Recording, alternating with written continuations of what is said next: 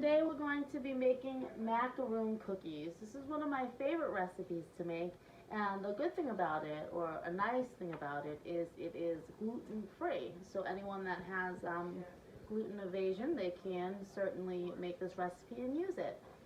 As with all of my lessons, I'm going to start by saying make sure you have an adult's permission to cook before you start cooking. Also, you wash your hands, I already did that, and I preheated my oven to 350 degrees. These are actually not difficult to make, however they're time sensitive. So if you don't get all your ingredients scooped out, the cookies scooped out in time, they can become very flat. So the ingredients we need today is a 14-ounce bag of flaked coconut, a 14-ounce can of sweetened condensed milk. You'll need a teaspoon of vanilla, a 1/4 teaspoon of salt, and 2 egg whites. So I'm going to start by whipping my egg whites and salt. So I'm going to separate my eggs.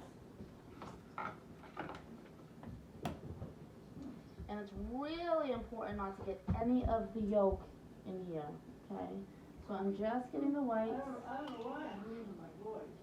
I think it must be it. And I'm just going to separate like so. 1, 2.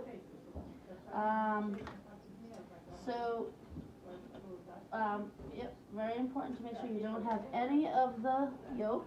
Wash my hands because I touched eggs. All right. And next, I'm going to put it in with 1/4 teaspoon of salt. So there we go. Put that in there. Mom, I can't see. And then I'm going to take 1/4 teaspoon of salt. Just a small amount. I never go over the actual bowl I'm going into. I'm going to go right over this bowl so that I can measure it accurately. And this specifically calls for kosher salt, okay? A lot of baking doesn't, but this does. So we're going to get that whipping. It's not a lot of eggs in there, so it might be hard for it to catch and whip. But I think we'll be okay. And we're going to start the next step now. Alright, so now we are going to take our coconut and add it to another bowl.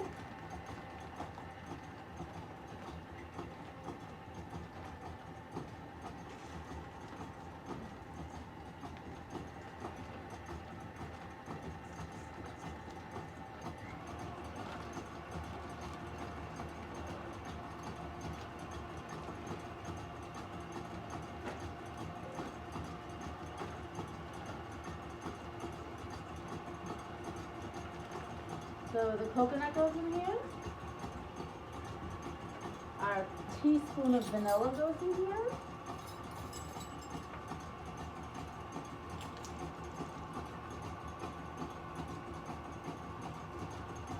And all of our milk.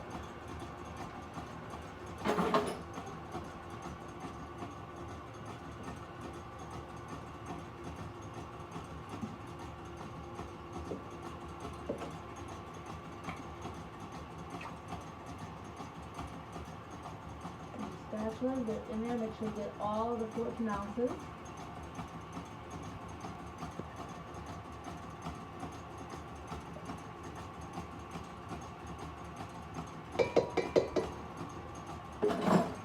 And we're going to mix it up.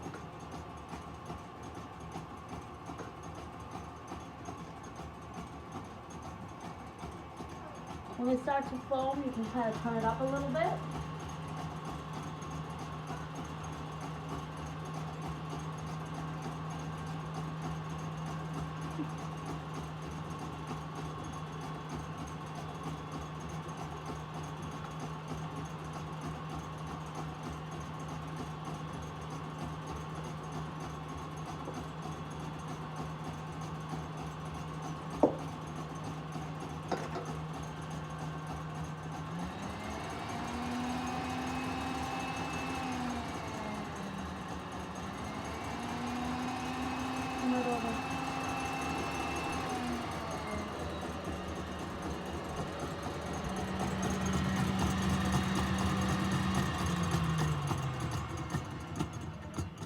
So we're looking for medium peaks. So when you lift this up, okay, you want it to fold over just a little bit. So we're almost there. We're like seconds away. Behind.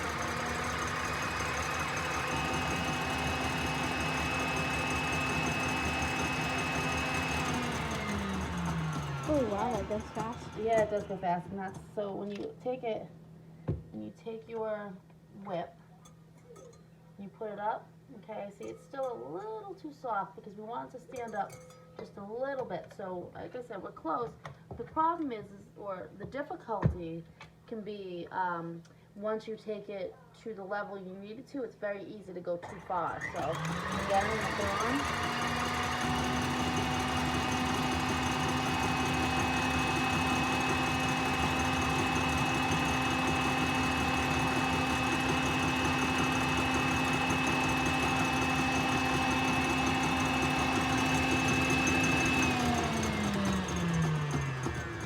I think that did it. So we're going to, yeah. So if you look right in the bowl, DJ, Yeah. come right into the bowl. Put the camera, you can see how it Lift it up. And then it folded over slightly. So that's what you want to have happen. You want sort of that consistency? Yeah. It's called medium peaks. So then you're going to take just a little bit of it. That's my oven nice and hot. I'm going to add a little bit to it. And you're going to mix it up well. Okay? And then we're going to fold the rest in, but you want to mix a little bit in. It's a little bit of a trick that helps with keeping it firm. Remember earlier I said it can they can melt in the oven. You don't want that to happen. Okay? So that came from egg whites and salt? Yep, that's egg whites and salt. It's a basic meringue. Meringue is made out of egg whites. Okay? And you whip them, and that's what comes out of them. Surprising how foamy it is. Yeah. Now you can even go foamier. That's what is on top of like lemon meringue pies. Oh. All right. So now you're gonna fold, and folding is a technique. So you scoop under and go up and over, under, up, and over. And I'm gonna continue to do this until it's all mixed. Do you want me to back up? Or Hey, sure. You can go back. Okay. I'm gonna be scooping in a minute, anyways.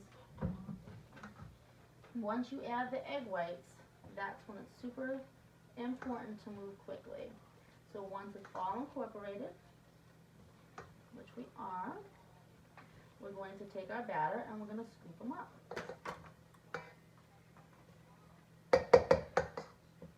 All right. I put my liner down. I'm down to the end because it's a little wrinkly. And I have my scoop. You can do it by hand if you have to, or by spoon. But the thing is you got to make sure that it's packed in nice and neatly. Okay, you want nice and neat rounds like so. And when you put it on, you just do a we'll do that after. I'll show you after. So you're going to continue to do this until it's all scooped in. You want the same size, so you're going to try to aim for the same size. And the reason you aim for the same size, I don't want my back to all of you, the reason you aim for the same size is for uniformity in cooking. If I have really big ones and really small ones, the big ones might be raw or the small ones will burn to get them done correctly. Sometimes I'll take maraschino cherries and cut them in half and put them on the top. But with this particular recipe, I'm going to melt some chocolate. While they're in the oven, I'll get the chocolate ready. And you can melt chocolate 2 different ways. You can do it on a double boiler, which I'm using on the stove, or you can melt it in the microwave. Alright, so I'm going to continue to scoop this and put it in a 350-degree oven. And in about 8 to 10 minutes, they'll come out of the oven. And once they cool, we'll add the chocolate to them. So I will see you back then. Alright, so we took the macaroons out of the oven. They took a little bit longer than I said. I think I told you guys about 10 minutes, but it really took about 18. And you want them just to be golden brown when they are done. So now I'm melting the chocolate. I took a cup of chocolate chips and put it over a pot with a little water in it. I'm just going to add a tiny bit of oil oil. This helps make it so that it doesn't seize up on you. So just a drop. Once it starts melting, it goes pretty quickly.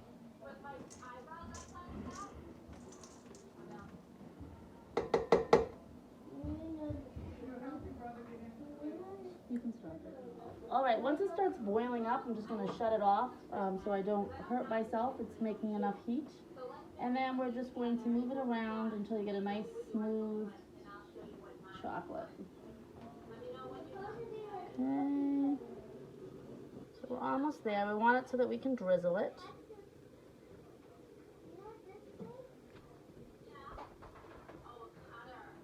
And that is why we used a little oil. As you can see, it's kind of hard to move it around. Once all the chips are melted and flat, we should be able to drizzle it. Oi. I'm actually going to grab another drop of oil.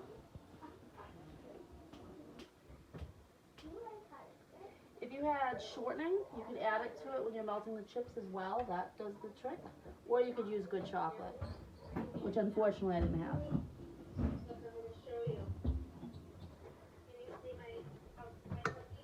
Alright, so once you get it to the point of being able to drizzle,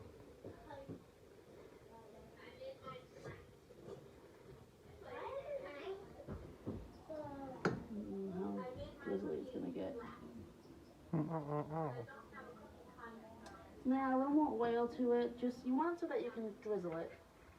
I didn't want to go too heavy with the oil for the flavor.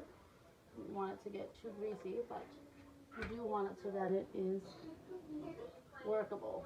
There we go.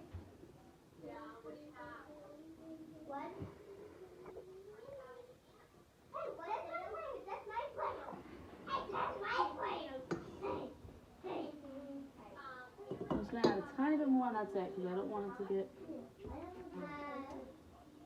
a greasy taste.